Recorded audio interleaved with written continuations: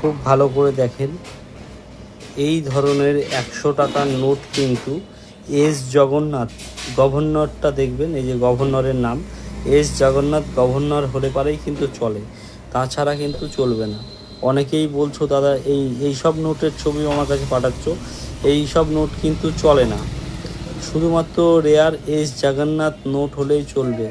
এবারে অনেকে দাম জিজ্ঞাসা করো, দাম দাদা 300 টাকার থেকে 800 টাকার মধ্যে হয়, কন্ডিশন অনুযায়ী কেমন কন্ডিশন হবে তার উপরে নির্ভর করবে এই 100 টাকাটা।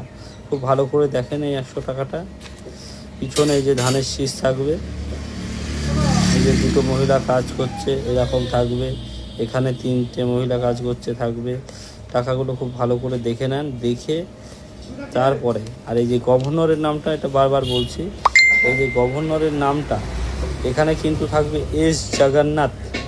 এস জগন্নাথ যদি থাকে তাহলে আপনি এই টাকাটার দাম পাবেন, তাছাড়া কিন্তু এটা একটি নর্মাল নোট, এটার কোনো দাম হবে না। আর কাউকে কোনো রেজিস্ট্রেশন চার্জ দেবেন না, পুরনো টাকা বা নোট বিক্রি করতে কিন্তু কোনো চার্জ লাগে না। সঠিকভাবে জানুন, বুঝুন, তারপর কিন্তু যে কোনো পদক্ষেপ নেবেন।